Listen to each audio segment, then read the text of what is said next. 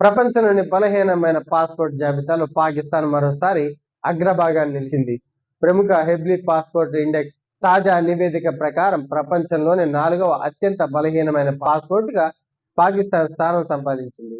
ఈ ఇండెక్స్ లో పాకిస్తాన్ పాస్పోర్ట్ ప్రపంచవ్యాప్తంగా 100వ స్థానంలో నిలిచింది. పాకిస్తాన్ పాస్పోర్ట్ కలిగి ఉన్నవారు కేవలం 33 దేశాలకు మాత్రమే ముందస్తు వీసా లేకుండా ప్రయాణించే వెసులుబాటు ఉంది. మిగతా దేశాలన్నింటికి ఖచ్చితంగా వీసా తీసుకోవాల్సి ఉంటుంది. ఈ నివేదిక ప్రకారం పాకిస్తాన్ తో పాటు మరికొన్ని దేశాలు అత్యంత బలహీనమైన పాస్పోర్ట్లు కలిగి ఉన్నాయి. వాటిలో ఆఫ్ఘనిస్తాన్ ప్రపంచంలోనే అత్యంత బలహీనమైన పాస్పోర్ట్ గా నిలిచింది.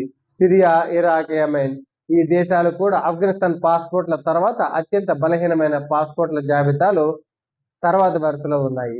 ఇంటర్నేషనల్ ఎయిర్ ట్రాన్స్పోర్ట్ అసోసియేషన్ అందించిన అధికారిక డేటా ఆధారంగా ప్రతి ఏటా హెన్లీ పాస్పోర్ట్ ఇండెక్స్ ను విడుదల చేస్తారు.